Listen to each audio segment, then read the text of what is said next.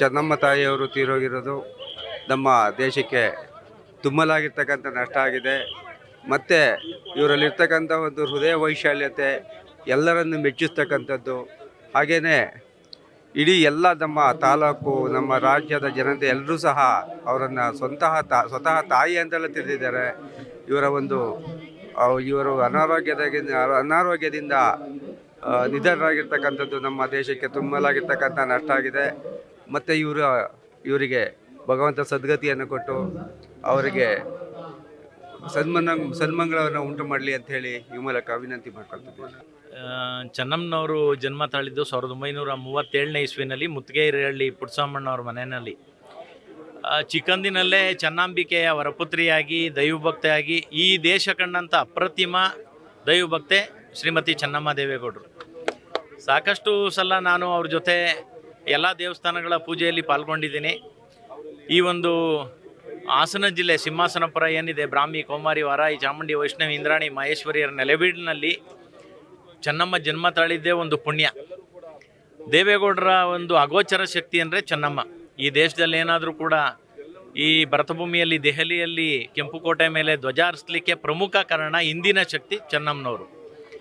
ಈ ಒಂದು ದೇವೇಗೌಡರ ಮನೆ ಅರದನಹಳ್ಳಿನಲ್ಲಿ ದೇವೇಗೌಡರು ಕೈ ಹಿಡಿದು ಚೆನ್ನಾಂಬಿಕೆಯ ವರಪುತ್ರಿಯಾಗಿ ದೈವಭಕ್ತೆಯಾಗಿ 6 ಮಕ್ಕಳಿಗೆ ಜನ್ಮ ಕೊಟ್ಟು ಬಾಲಕೃಷ್ಣೇಗೌಡರು, ರೇವಣ್ಣ ಸಾಹೇಬರು, ಕುಮಾರಸ್ವಾಮಿ ಸಾಹೇಬರು, ರಮೇಶ್ ಸಾಹೇಬರು, ಅನ್ಸೂಯಕ್ಕನವರು, ಶೈಲಜಾ ಅವರು 6 ಮಕ್ಕಳ ಮೂಲಕ ಪರೋಕ್ಷವಾಗಿ ಪ್ರತ್ಯಕ್ಷವಾಗಿ 6 ಕೋಟಿ ಜನರಿಗೆ ಅನ್ನ, ಅಕ್ಷರ, ಆರೋಗ್ಯ, ಆಶ್ರಯ ಕೊಡಲಿಕ್ಕೆ ಕಾರಣಕರ್ತರಾದಂಥ ಮಹಾನ್ ದೈವಶಕ್ತಿ, ಮಹಾನ್ ಚೇತನ ಚೆನ್ನಮ್ಮ ದೇವೇಗೌಡರು.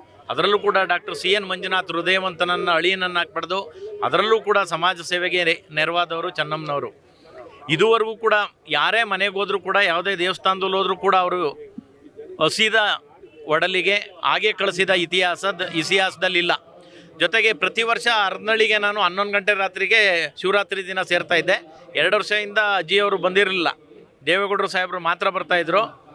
ಅವರು ದೆಹಲಿಗೆ ಹೋದಾಗಲೂ ಕೂಡ ಎಲ್ಲ ಕನ್ನಡಿಗರಿಗೆ ಅನ್ನವನ್ನು ಬಡಿಸ್ತವರು. ಅವರು ಊಟ ಮಾಡಿದ ಎಲೆ ಎತ್ತಲಿಕ್ಕೋಸ್ಕರ 8 ವರ್ಷದಿಂದ ಅರದನಹಳ್ಳಿ ಶಿವರಾತ್ರಿ ಹಬ್ಬಕ್ಕೆ ಬರ್ತಾಯಿದ್ದೆ ನಾನು. ಸಾಕ್ಷಾತ್ ಶಿವಪಾರ್ವತಿಯರ ಎಲೆ ಎತ್ತದಷ್ಟೇ ಸಂತೋಷ ನನಗಾಗ್ತಾಯಿತ್ತು. ಇವತ್ತು ನಮ್ಮನ್ನೆಲ್ಲ ಬಿಟ್ಟು ಅಗಲಿದ್ದಾರೆ. ಇಡೀ ಕನ್ನಡ ನಾಡಿಗೆ ಅತ್ಯಂತ ಒಂದು ದುಸ್ಥಿತಿಯ ದಿನ ಇದು. ಇಂದಿನ ಹೆಣ್ಣು ಮಕ್ಕಳಿಗೆ, ಮಹಿಳೆಯರಿಗೆ ಚೆನ್ನಮ್ಮನವರ ಆದರ್ಶ ಆ ಒಂದು ಜೀವನದಲ್ಲಿ ಅಳವಡಿಸ್ಕೋಬೇಕಾದಂಥದ್ದು ಸುದೈವ. ಅದನ್ನು ಯಾರೂ ಕೂಡ ಮರೆಯಬಾರ್ದು. ಇಂಥ ಒಂದು ಸಾಧನೆಯನ್ನು ಮಾಡಿದಂಥ ಅಪ್ರತಿಮ ತಾಯಿ ಇವತ್ತು ಹೊಳೆನರಸೀಪುರದಲ್ಲಿ ನೋಡ್ತಾ ಇದ್ದರೆ ನೀರವ ಮೌನ. ಇಂಥ ಒಂದು ಏಮೆಯ ಒಡಲಿನ ಏನು ಮಹಾನ್ ಮಾತೃ ಹೃದಯಿ ಚೆನ್ನಮ್ಮನವ್ರಿಗೆ ಭಗವಂತ ಯಾವಾಗಲೂ ಕೂಡ ಅವ್ರಿಗೆ ಸದ್ಗತಿಯನ್ನು ಮಾಡಲಿ. ದೇವೇಗೌಡರು ಸಾಹೇಬರು ಅವ್ರನ್ನ ಬಿಟ್ಟು ಹೇಗಿರ್ತಾರೆ ಅಂತಕ್ಕಂಥದ್ದೇ ಒಂದು ಯಕ್ಷ ಪ್ರಶ್ನೆ. ಈಗ ಅವರಿಬ್ಬರೂ ಕೂಡ ಶಿವಪಾರ್ವತಿರಿ ಅಂತ ಇದ್ದರು.